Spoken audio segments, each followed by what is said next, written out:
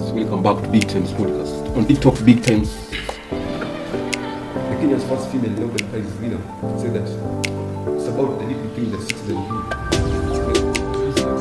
Vocal about which instruction she was afraid to challenge the male dominated. She's writing the question for example. And this woman come out every time. She's also showing how females and women are.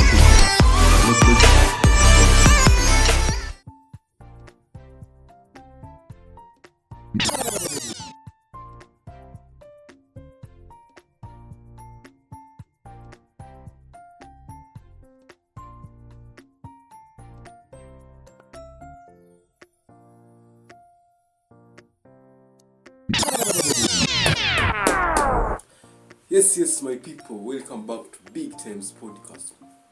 And today, you have a very interesting story. There's a political story. The political parable of William Ruto. So, my people, when power is once grasped, rarely lets go willingly. So that's not just a quote from George Orwell. That's the unspoken rule of the Kenyan politics. So today, I ask you, my people, what happened when the power is snatched from the bottom up? Welcome back to Big Times Podcast, the home of bold conversation, rich stories, and unforgettable moments. So today, we go deeper into the extraordinary journey of a man who flips the script of the Kenyan politics. That's from selling chickens on dusty roads to holding the highest office in the land. So, my people, this is not just a story of success. It's a lesson in survival. It's a lesson in self-belief. So I ask you, so, my people, who starts a presidential journey just by selling chickens by the roadside?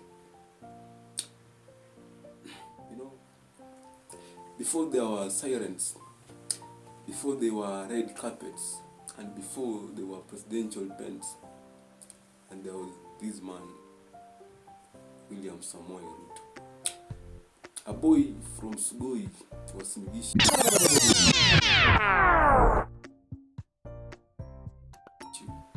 No name, no political family, no inheritance, just dreams, dash and determination. So he sold chicken from the roadside to survive and pay school fees. And from the roadside, he learned how to talk to people. He learned how to connect with people. And he learned how to read people. As an African proverb goes that he who is not willing to pick the grain from the sun cannot one day own his own granary. So that's how it became his first campaign. So, how did Ruto sneak into the big leagues of politics? That might be a question. So, enter the 1990s. Kenya was on edge. Moi was in power. Politics was tight, neat, and dangerous. So, Ruto joined the youth for KANU, that was 1992, a political pressure group designed to rally youth support for President Moi. Most saw him as a loyal foot soldier, but behind the scene, he was absorbing strategy like a sponge, watching how the old guards moved, how the old guards were calculating their path.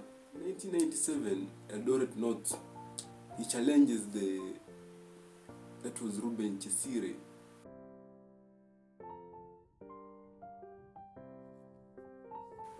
Moi's ally. The system really laughed, but Ruto didn't laugh. So he campaigned hard from grassroots, door to door, village to village, and he won. as James Allen said, that the world steps aside for the man who knows where he's going. The people, your question might be, what happened when you challenge the status quo? Back in 2007, Ruto backs Raila under the ODM. The campaign was very electric, but aftermath, there was chaos. Kenya burns, the world watches, and Ruto is among those blamed. The ICC files charges, crimes against humanity. His career hangs in the balance, but Ruto faces the courts very calm, very strategic, and almost defiant. So Churchill said that if you are going through hell, keep going. Ruto walked through the fire, and he didn't flinch. To his supporters, he was not a criminal. He was a political scapegoat. He was just a survivor. So, how do you turn enemies into mates? Back in 2013, Kenya needs healing, Kenya needs unity, and what was unthinkable happened. Uhuru Kenyatta and Ruto, once they were rivals, they joined forces and formed Jubilee.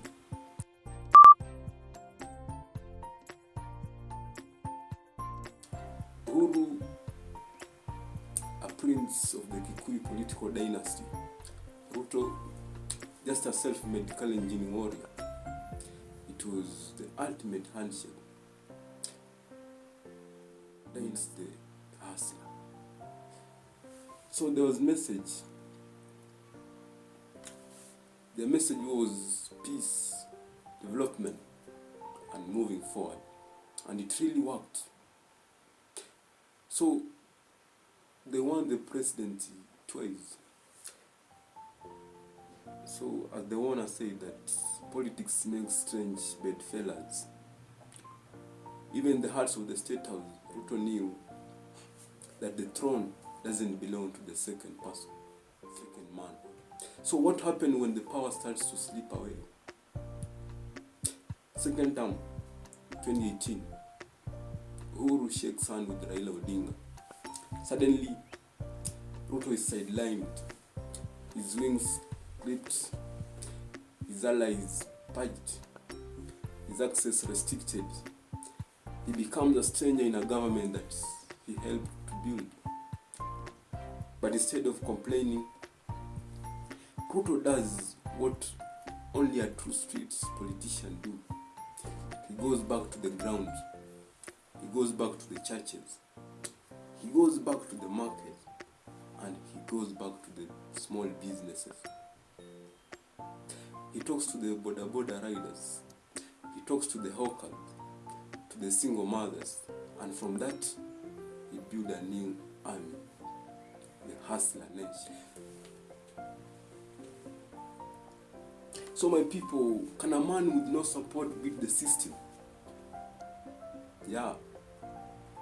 2022, all odds are against him. Raila Odinga has the system, the handshake, the presidential blessings.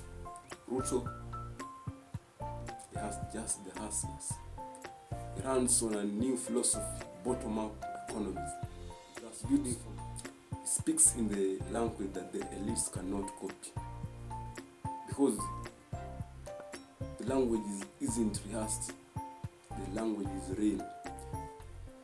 So as my people, as Napoleon once said that, never interrupt your enemy when he is making a mistake. And when the system celebrated early, Ruto built quietly. He shocked the nation. He beat the system and he became the Kenya's 5th president. So my people, that was all for today. Remember to subscribe to Big Times Podcast. Comment in the comment section. Like the video. And let's grow together. Thank you.